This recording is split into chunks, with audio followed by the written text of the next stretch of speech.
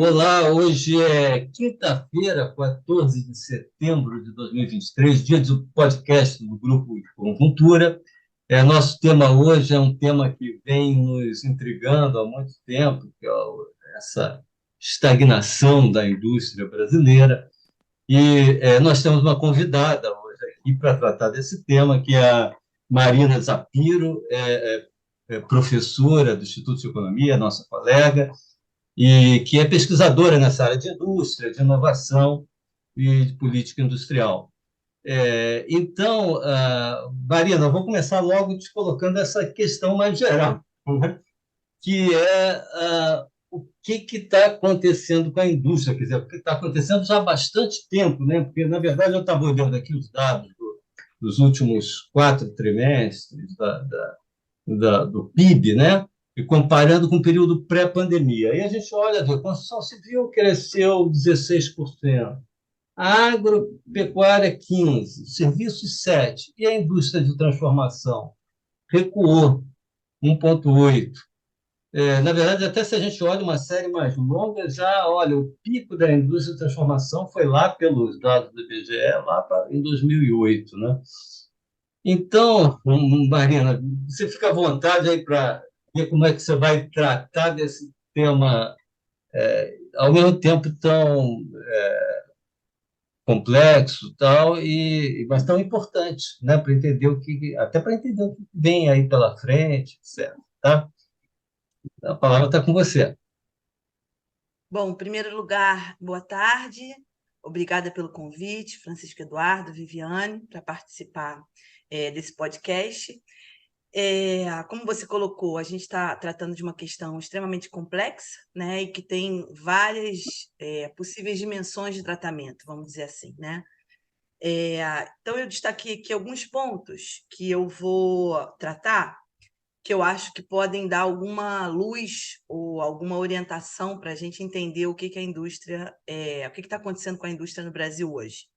Então, eu vou falar inicialmente qual a importância da gente falar da indústria, né? Por que esse é um tema importante, né? Qual é a relevância da indústria para a economia brasileira, para a economia mundial, de forma geral. O que está acontecendo no mundo nessa área, né? Se esse problema é um problema só do Brasil ou se é um problema mais generalizado, né? E se é, por que é. Aí eu vou voltar para o Brasil e falar um pouquinho do nosso histórico de desenvolvimento industrial, de industrialização, trazer alguns dados gerais para a gente entender o que está acontecendo agora e quais são, né, eventualmente, possíveis saídas para a crise, incluindo o tratamento que está sendo dado a esse tema agora, né, pelo atual governo, que lançou recentemente algumas diretrizes, né, em termos de política industrial. Então, já introduzindo aqui, né, qual a importância da indústria? Eu acho que tem um consenso aí na literatura, né, relacionado a essa área, de que a indústria em primeiro lugar, né, um dos principais, se não o principal locus de geração e difusão de inovação, né? Então, né, em geral, as inovações são desenvolvidas no âmbito, né, da produção da indústria. É um locus também de geração de emprego qualificado, mais qualificado, né? Obviamente, nem todo emprego industrial é qualificado, mas né, potencialmente é um locus de geração de emprego qualificado, geração de renda, aumento de produtividade e, no limite, né, de crescimento e desenvolvimento econômico. Tem uma discussão recente, né, de que, apesar de que a gente estaria passando por alguns autores chamam de servitização, que não nada mais é do que o aumento da participação dos serviços no PIB, né, das economias em geral, que a gente observa que é verdade, né, há um aumento da participação dos serviços em detrimento da participação da indústria nas economias em geral, mas também há uma discussão muito relevante de que esse processo, embora ele esteja em curso, a indústria continua sendo muito importante, porque os serviços de maior valor agregado, né, eles são, em geral, ligados à indústria. Tá? Então, tem uma linha de discussão aí dentro da economia industrial que trabalha muito nesse ponto. Então, quando a gente fala de que, né, a gente está passando, no Brasil, a gente estaria passando por uma tendência de aumento da participação dos serviços em detrimento da indústria, que é natural, né, que é uma decorrência natural, isso tem que ser muito relativizado e ponderado, porque, primeiro, né, quer dizer, isso é um processo que alguns autores afirmam que pode ocorrer, mas em economias que partiram de um outro patamar, né, economias mais avançadas. E quando a gente observa quais são os serviços que estão crescendo na nossa economia, em geral, são serviços mais informais e de menor valor agregado. Então, né, quando a gente aumenta serviços informais e de menor valor agregado em detrimento da indústria, isso é um sinal que a gente tem que ter muita atenção. Então, esse é um primeiro ponto, né? Quer dizer, então, indústria é importante, né? O que está acontecendo no mundo? Que seria o segundo ponto que eu acho importante destacar. Eu acho que a gente observa, eu acho não, né? Quer dizer, a gente tem dados empíricos para mostrar isso, para comprovar isso, que há um processo de estagnação industrial e, às vezes, de desindustrialização, vou falar depois um pouquinho aqui no Brasil também, no mundo, né? Em vários países, né, na economia global como um todo. Ou seja, a desindustrialização é um processo, é um problema que o mundo está enfrentando. Por quê? Né? Aí eu destaco alguns fatores que poderiam explicar esse processo. A gente tem a questão, né, da globalização de forma geral, mas principalmente da nova divisão do trabalho, a produção, que levou à relocalização das plantas produtivas, né, quer dizer, que hoje é chamado de cadeias globais de valor, que muitos países mais avançados, as empresas multinacionais dos países mais avançados, deslocaram sua produção, principalmente para países asiáticos de menor custo de mão de obra, né, de menor custo de produção em geral. Um outro aspecto muito claro, e não só nos países desenvolvidos, mas principalmente também nos países menos desenvolvidos, é o fator, né, da liberalização e abertura comercial. Aqui no Brasil a gente viveu muito isso, Brasil e América Latina, isso foi muito marcante no início da década de 90 e foi um fator que atingiu fortemente a nossa produção industrial. Mas também é um fator destacado, né, como determinante dessa estagnação industrial e desindustrialização em vários países do mundo, não só aqui na América Latina. A gente tem a financiarização também como sendo um fator que está levando à estagnação da indústria e à desindustrialização, que está relacionado ao aumento da importância do setor financeiro em relação ao setor não financeiro, né? E também, né, esse fenômeno da financiarização cada vez mais profundo e marcante no mundo inteiro, também é representado pela diversificação em direção a atividades financeiras em instituições, né, ou empresas não financeiras, quer dizer, empresas produtivas que passam cada vez mais a priorizar investimentos financeiros, né, em ativos financeiros, e aí tem toda uma discussão de que esse processo também tem um impacto importante na indústria. Mais recentemente, a gente observa, né, alguns fatores como a alta dos juros, alguns desdobramentos da guerra da Ucrânia e outros aspectos, né, mais contemporâneos ou mais recentes, que também estão afetando a indústria, o crescimento, o baixo crescimento da indústria, em alguns países e em alguns casos, levando à desindustrialização. Entrando no caso específico do Brasil, a gente pegando um histórico muito breve, muito rápido, né? Quer dizer, a nossa indústria ela foi desenvolvida, o nosso processo de industrialização, né? Amplamente conhecido como sendo baseado no modelo de substituição de importação, de industrialização por substituição de importação. Esse modelo, esse processo, ele aconteceu, né? Ele ocorreu no Brasil principalmente a partir da segunda metade da década de 50 até final da década de 70, início da década de 80, tendo como, né, grandes bases em termos de política industrial, como sendo o plano de metas e o segundo PND. Então, o nosso pico de industrialização, né, ou de crescimento e aumento da participação da indústria na nossa economia se deu no início da década de 80. O dado que a gente tem é que, se não me engano, em 1980, a participação da indústria no PIB nacional era de 24,5%. A gente vai ver depois que, hoje em dia, essa participação ela caiu para 11,2%. Né? Então, do nosso ápice em termos de industrialização, no início da década de 80 até os dias atuais, a gente perdeu uma participação relevante da indústria na nossa economia. Década de 80 e década de 90 foram décadas perdidas por diferentes razões. A década de 80, a crise macroeconômica, esse assunto aí vocês, né, trabalham muito melhor do que eu, mas, de forma geral, crise macro e a abertura comercial da década de 90, crise macro da década de 80, abertura comercial, a liberalização, o predomínio de uma ideologia neoliberal, onde a questão da política industrial, do desenvolvimento industrial perde muito espaço. Essas 2 décadas foram décadas onde a indústria, né, foi muito afetada e foi muito prejudicada, com várias consequências que a gente sente até hoje. Um aspecto que eu não destaquei ainda, mas que eu acho que é importante chamar atenção aqui, quer dizer, a indústria, ela não existe história de industrialização, de crescimento industrial sem o apoio do Estado, né? Isso também é um outro aspecto já bastante reconhecido na literatura. Então, tanto que, né, como eu acabei de mencionar, né, o nosso período de industrialização, onde a gente constrói a nossa indústria, né, e completa, de certa forma, a nossa estrutura industrial no início da década de 80, ela foi fortemente marcada pelo apoio do Estado através de diversos planos de política industrial. Ao longo da década de 80 e 90, esses planos foram abandonados, a gente teve apenas medidas e ações pontuais para combater crises conjunturais, e no período de 2004 a 2015 houve uma retomada da política industrial, a gente chama de retomada, renascimento da política industrial, com 3 grandes programas, né? A PIDS, a PDP, a Política Industrial e Tecnológica e de Comércio Exterior, PIDS, Política de Desenvolvimento Produtivo, PDP, e o Plano Brasil Maior. Né, foram 3 políticas industriais sucessivas que tiveram associadas a elas políticas tecnológicas, políticas de inovação.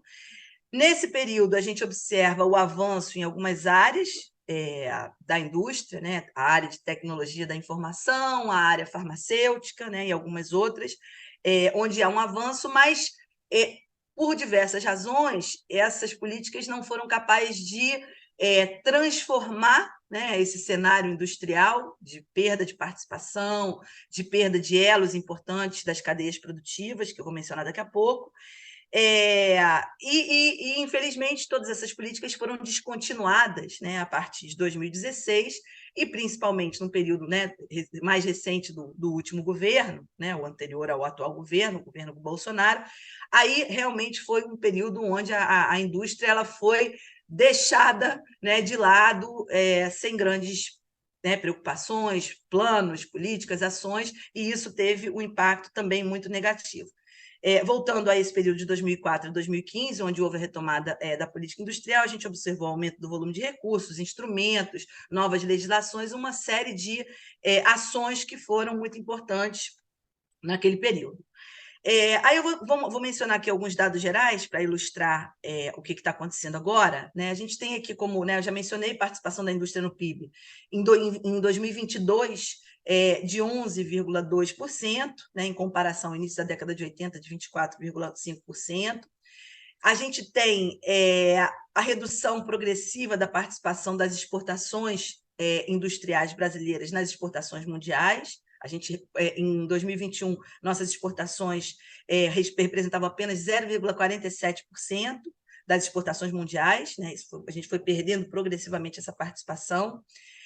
A gente tem ainda, né, olhando para a nossa realidade, para a nossa economia, a gente tem a redução da participação da indústria manufatureira na composição das exportações, e, ao mesmo tempo, o aumento das exportações de produtos básicos. A gente tem hoje, em 2022, das nossas exportações, da composição das nossas exportações, 57,1% em produtos básicos, 13,3% em semi-manufaturados e 29,7% em produtos manufaturados, né? O processo de aumento da importância das commodities nas nossas exportações é um processo que a gente vem observando desde 2005 por uma série de razões, né? No primeiro momento, o aumento da demanda da China, e depois outros elementos explicam esse aumento, inclusive a perda da importância da nossa indústria nacional.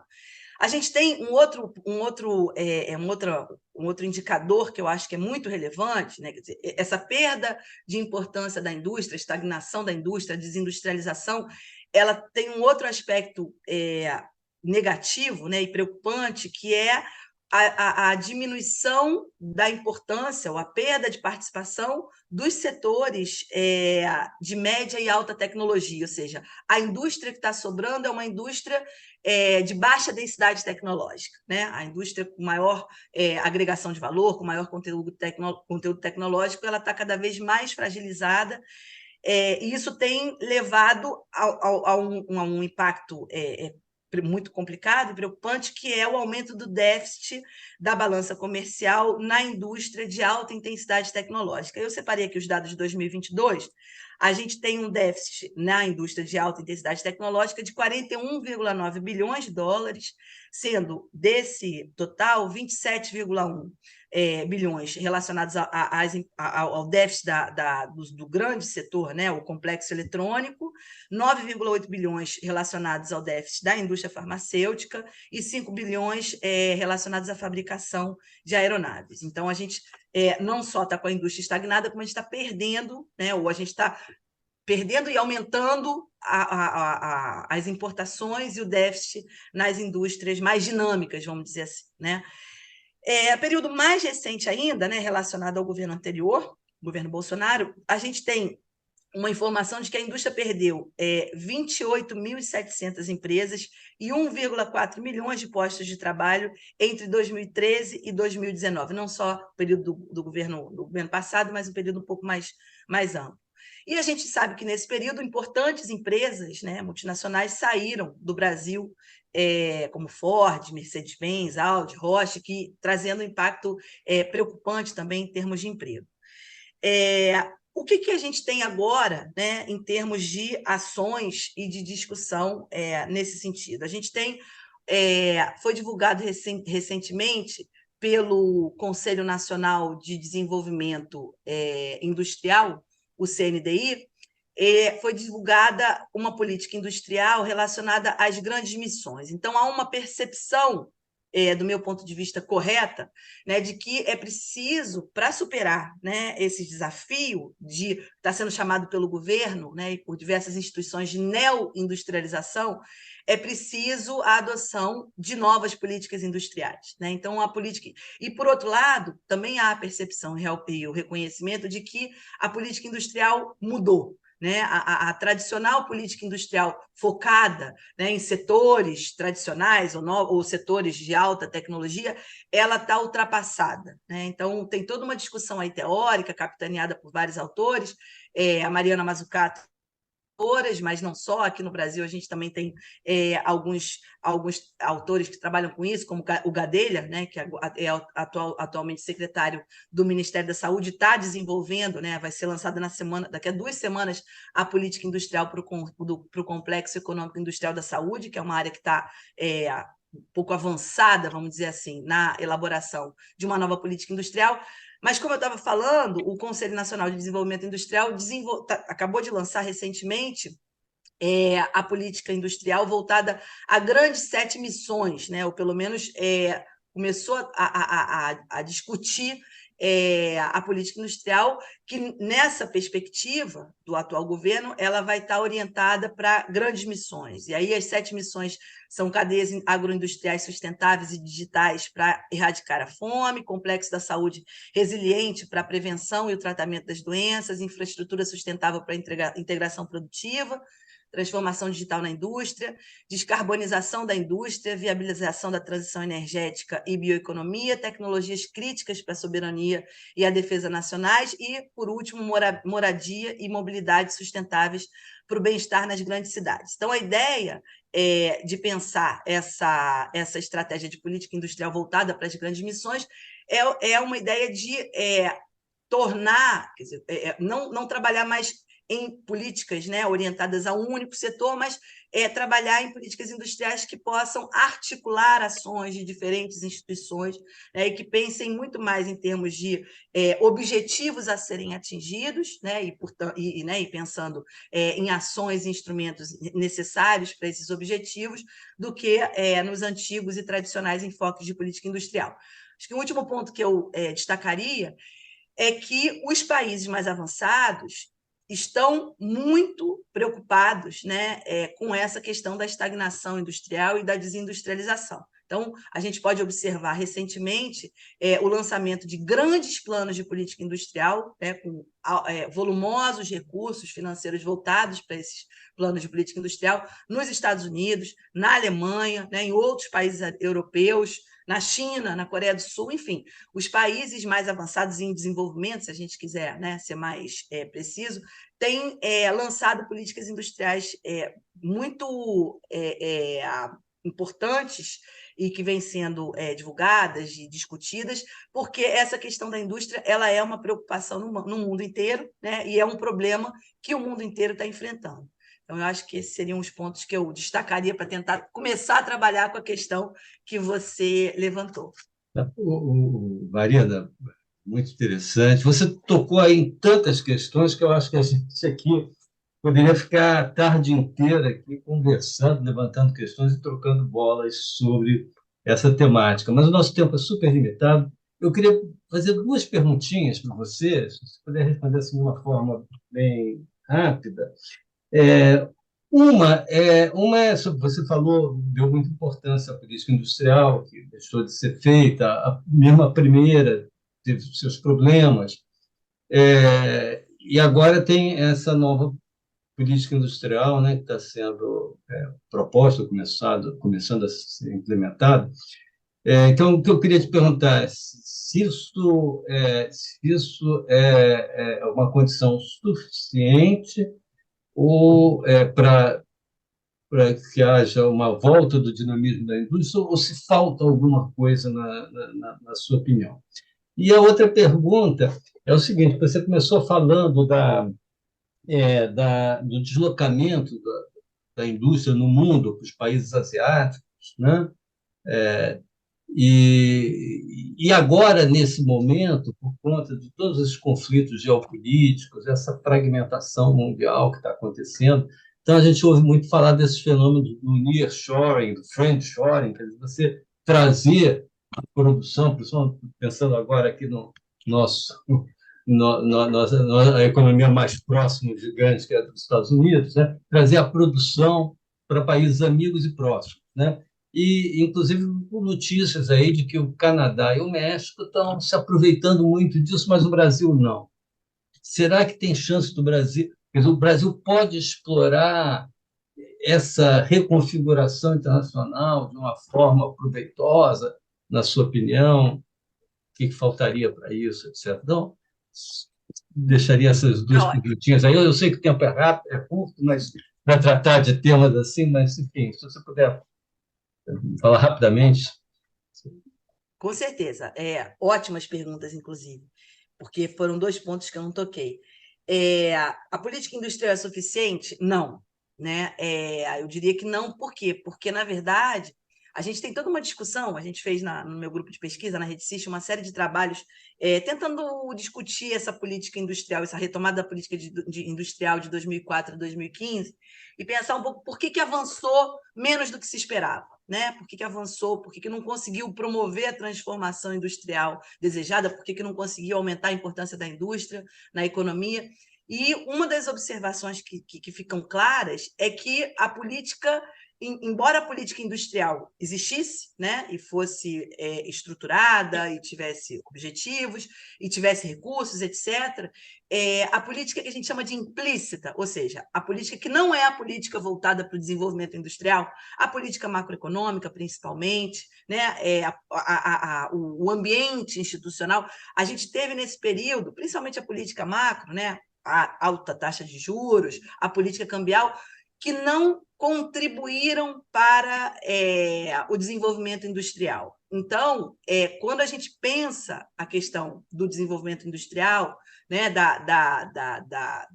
do crescimento da indústria e da importância da política industrial, a política industrial é fundamental. Não existe desenvolvimento industrial, não existe industrialização sem o apoio do Estado com instrumentos específicos. Mas esses instrumentos, especialmente em países menos desenvolvidos, né, existe uma longa, vasta literatura discutindo isso aqui, principalmente na América Latina, se não houver uma política industrial, uma política principalmente macroeconômica, que, de alguma forma, contribua para o desenvolvimento industrial, a política industrial ela acaba tendo seus efeitos muito limitados, né? E, eventualmente, a política industrial ela pode ser até anulada.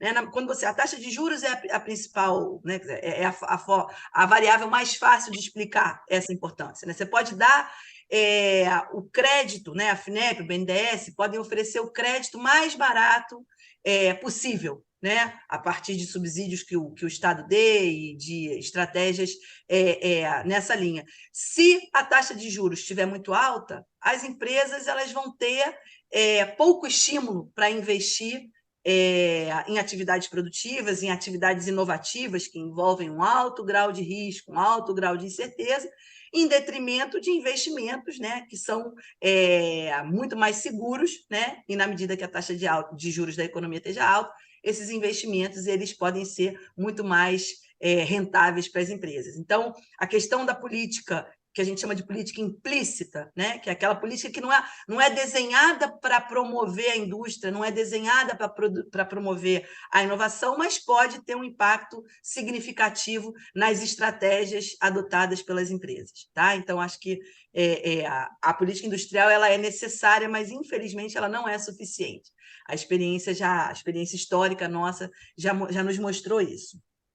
E a questão do reshoring, nearshoring, friendshoring, né? Tudo isso, né? O que a gente tem relacionado a isso? A gente tem evidências de que os países mais desenvolvidos, até como reação ao processo de desindustrialização, estão promovendo, né, que são os países sede das grandes empresas multinacionais que, nas últimas décadas, levaram suas plantas produtivas para fora, né, para países asiáticos, principalmente, com mão de obra mais barata, esses países, essas empresas multinacionais, estão adotando estratégias apoiadas pelos países mais desenvolvidos de trazer de volta etapas mais nobres do seu processo produtivo. Não vai dar tempo de discutir isso aqui, tem toda uma lógica, né, e fatores impulsionadores desse processo, mas esse é um fato que a gente observa em maior ou menor medida em algumas empresas, em alguns países. A gente teve recentemente um seminário, até que foi organizado pelo Instituto Assase, e eu assisti algumas apresentações sobre essa discussão do nearshoring, friendshoring. Quando a gente discute, e a gente tem também na RedSys um conjunto de trabalhos na discussão do papel da inserção em cadeias globais de valor, no sentido das oportunidades que que esse processo de inserção nas cadeias ou atração de etapas, né, o aproveitamento da transferência das atividades, né, das plantas produtivas que foi feita nas últimas décadas, poderia trazer algum benefício para países em desenvolvimento, para países como o Brasil. E a percepção que a gente tem é que, na verdade, os benefícios trazidos por esse tipo de inserção eles são muito limitados.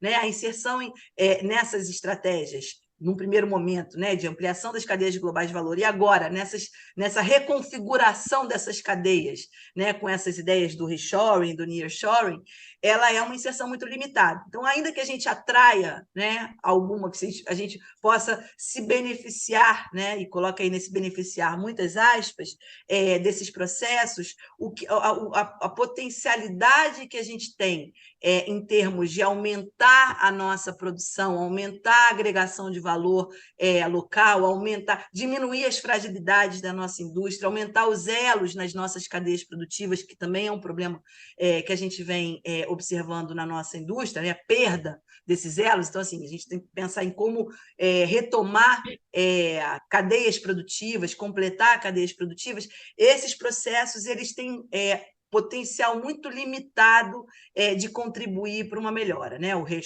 nearshoring e o friendshoring.